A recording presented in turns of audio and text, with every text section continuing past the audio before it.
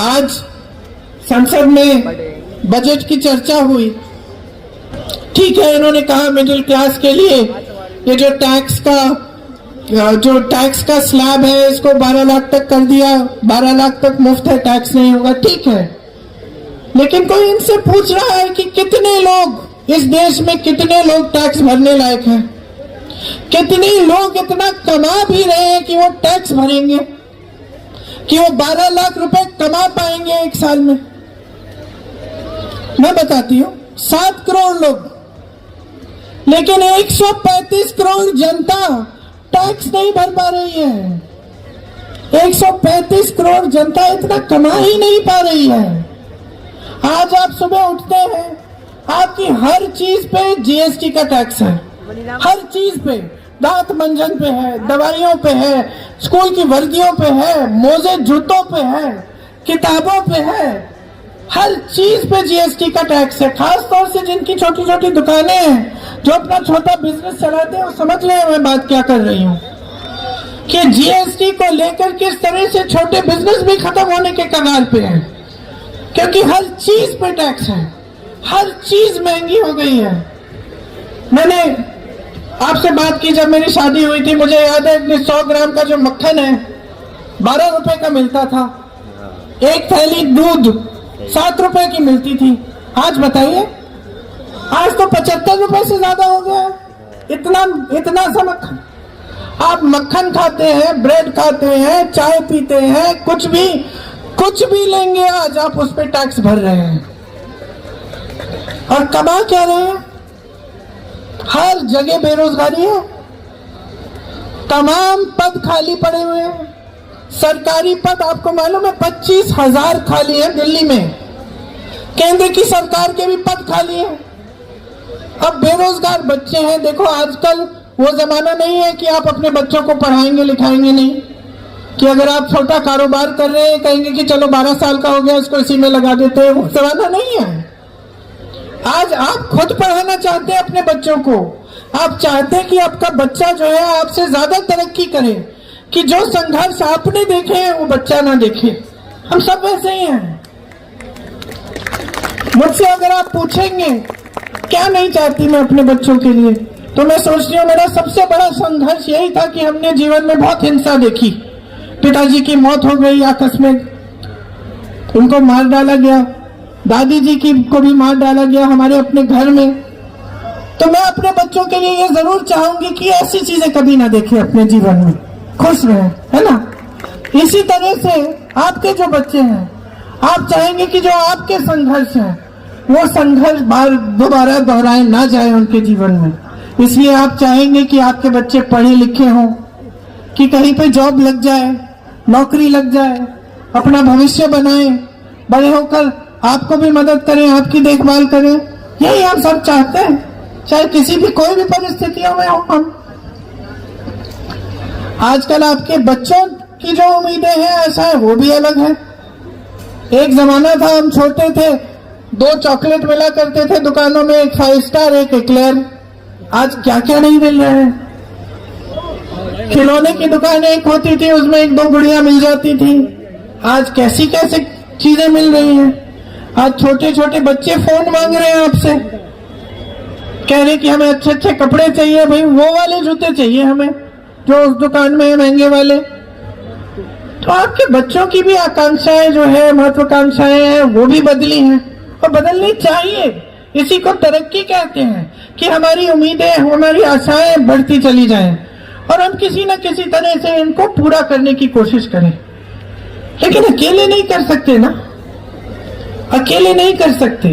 सरकार की मदद की जरूरत है, सहायता समर्थन की जरूरत है।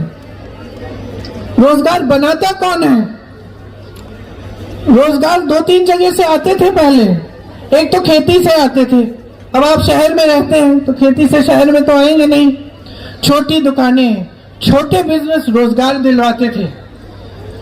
जिस तरह से मैंने अपने पति के बारे में बात की कि एक्सपोर्ट करते थे, हम लोग यहाँ आकर कांच के मोती खरीदते थे, झालर खरीदते थे, तो जो छोटा बिजनेस वो करते थे उससे यहाँ पे भी दुकानदारों की थोड़ी सी कमाई हो जाती।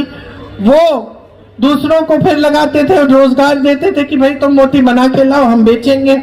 इसी तरह से ये सिलसिला चलता था। तो जो छोटा दुकानदार है, छोटा बिजनेस है, वो हमेशा रोजगार देने वाला होता है, हुनर को पहचानने वाला होता है।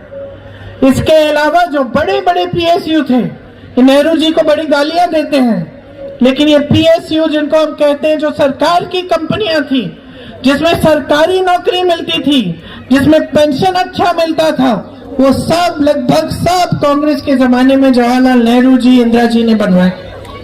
और उससे नौकरी की गारंटी मिलती थी, रोजगार की गारंटी मिलती थी। कि आपको याद होगा जो बुजुर्ग है यहाँ, कि एक जमाने में सब सरकारी नौकरी चाहते थे, क्योंकि उनको लगता था एक बार ये हो जाएगा तो स्थायी नौकरी मिलेगी, जीवन भर के लिए हम सेट हो जाएंगे। आज सरकारी पीएसयू जो है सब अपने बड़े बड़े उद्योगपति मित्रों को पकड़ा दिया इन्होंने। लैटरल एंट्री से सबको ठेके पे लगा रहे हैं, उसमें वहां की नौकरियां, रोजगार भी स्थायी नहीं रही, पेंशन भी नहीं रहा जो पहले होता था। जितने भी सरकारी कर्मचारी हैं, ये बेचारे पुलिस वाले भी जो खड़े हैं, इनको पुराना पेंशन नहीं मिल रहा आजकल। तो सब तरफ से आपको संकटों ने घेर रखा है। और जो काम सरकार को करना चाहिए, रोजगार दिलवाना, आपका इंफ्रास्ट्रक्चर बनाना, आपके लिए सुविधाएं तैयार करना, वो सरकार कर नहीं रही है। क्योंकि जो राजनीति उभरी है वो आपका ध्यान भटकाने वाली राजनीति है। आज अगर आप मोदी जी के भाषण, केजरीवाल जी के भाषण देखेंगे तो यही सब बातें हैं। एक कहेगा किसी ने शीश महल बनाया है, दूसरा कहेगा उसने राजमहल बनाया है। लूटा तो दोनों ने है ना। और क्या आपकी इश्यूज ये है, शीश महल, राजमहल, कि आपका इशू ये है कि अपने बच्चों को पढ़ाना है, महंगाई से कैसे बचेंगे हम? आज पूरी बजट की चर्चा में संसद में महंगाई की एक बात नहीं की इन्होंने, एक बात नहीं की, एक बात नहीं की कि किस तरह से इस महंगाई को कम करेंगे। पहचान भी नहीं रहे हैं कि आपका संघर्ष क्या है। आज के जो बड़े बड़े नेता हैं, जो सत्ता में बैठे हैं, वो पहचान ही नहीं रहे हैं कि देश की जनता पर क्या गुजर रही है। आप संघर्ष कर रहे हो, रोज रोज सुबह उठते हो, काम पे जाते हो, रात तक रुकते नहीं हो। मेरी बहनें, आप भी काम पे जाती हो, जॉब करती हो, कुछ भी करती हो, घर आके आप घर संभालती हो, किचन में जाती हो, रसोई में जाती हो, खाना पकाती हो, बच्चों को संभालती हो।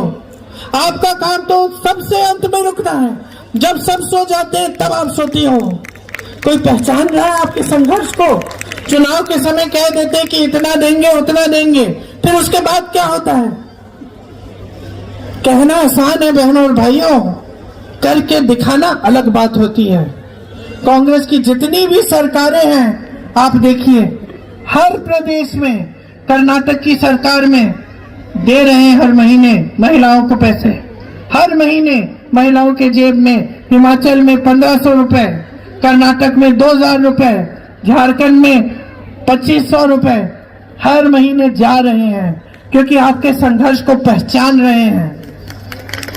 आज ये लोग सब कह रहे हैं 500 रुपए में गैस सिलेंडर, तो दिया क्यों नहीं? आपकी सरकार थी, 10 सालों से आपकी सरकार चल रही है, केंद्र में मोदी जी, दिल्ली में केजरीवाल जी। तो अगर आप 500 रुपए का सिलेंडर दे सकते थे तो आज क्यों जागे हैं? पहले दे देते। अगर आपको देने थे महिलाओं को हर महीने कुछ पैसे, तो आज क्यों जागे हैं? पहले से देते। मैं बताती हूँ किस लिए जागे, क्योंकि चुनाव आ रहा है। देखिए चुनाव के बाद क्या होता है, देखिए, पूछिए इनसे। मैंने राजस्थान की कांग्रेस की सरकार में देखा, 25 लाख तक का इलाज मुफ्त में दे रहे थे। वो आदमी रो रहा था मुझे बताते वक्त कि मेरा हार्ट का जो सर्जरी, पूरी सर्जरी मुफ्त में हुई है, मुझे सिर्फ फॉर्म भरने के पैसे डालने पड़े। वो रो रहा था, मेरी आंखों में आंसू आए, क्योंकि मुझे लगा देखो कितना कर सकती है सरकार अगर नीयत ठीक होती है उसकी। तो अगर नीयत ठीक होती है तो नेता समझता है कि देश की संपत्ति देश की जनता के हाथों में होनी चाहिए, उसको लूटने की कोशिश नहीं करता। उसको अपने बड़े बड़े उद्योगपति मित्रों को देने की कोशिश नहीं करता।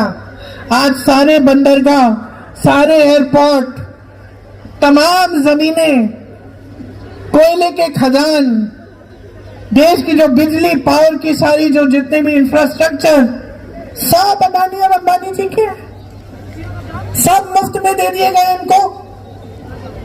कुछ इनको बेचा गया, कुछ मुफ्त में दिया गया। क्या आपकी संपत्ति थी?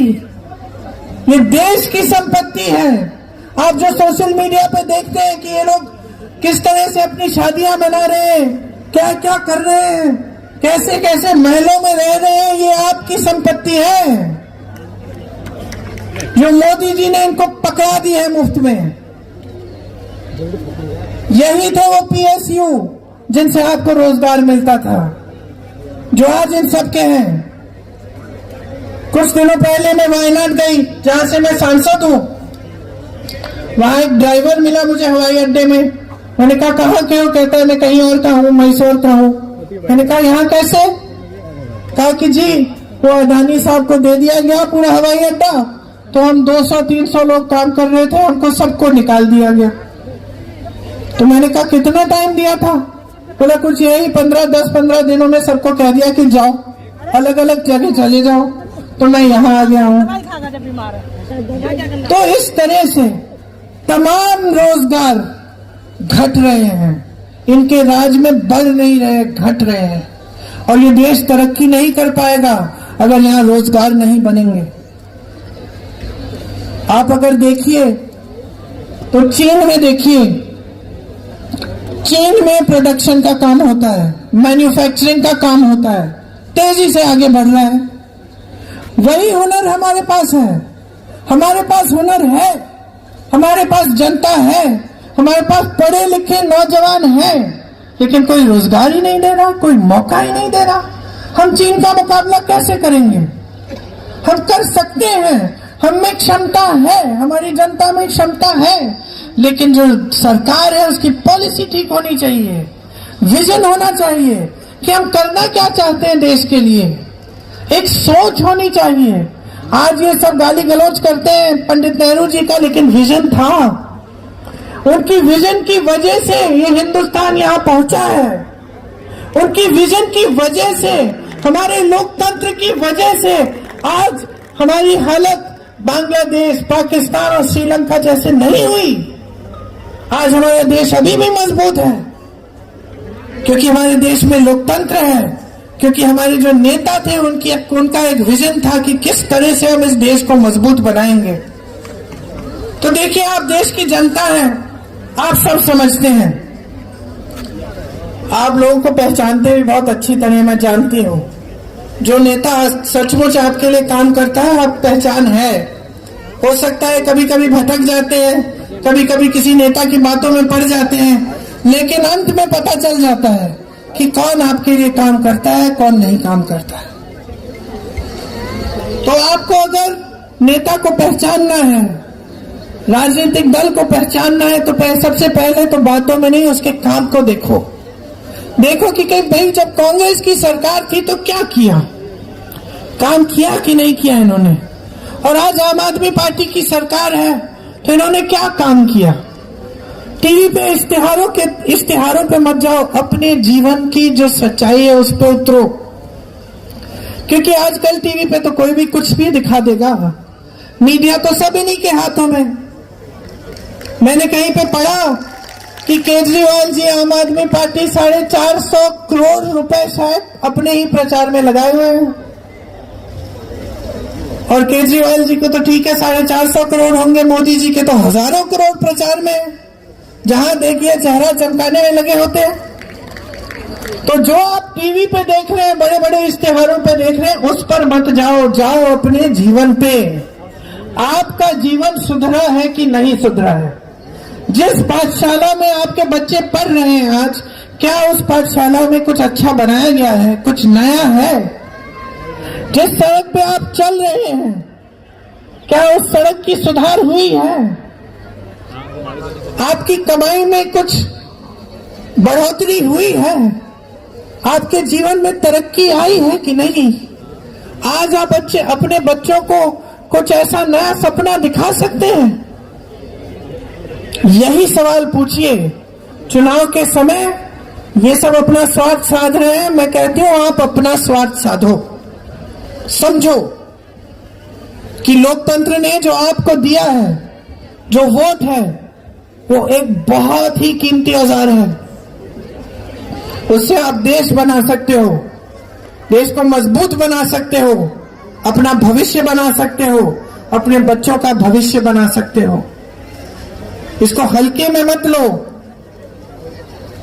किसी की बातों में मत पढ़ो। मैं तो कहती हूं मेरी बातों में भी मत पढ़ो, जाके देखो, पता करो, फोन उठाओ। कोई बेंगलोर में रिश्तेदार है, कोई ऐसे प्रदेश में रिश्तेदार है जहां कांग्रेस की सरकार है, पूछो।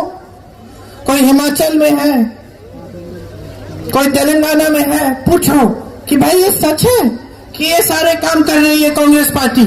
पूछो, पता चलेगा। खबरों में बने रहने के लिए फोरम 4 को सब्सक्राइब करें और नोटिफिकेशन पाने के लिए बेल आइकन दबाएं।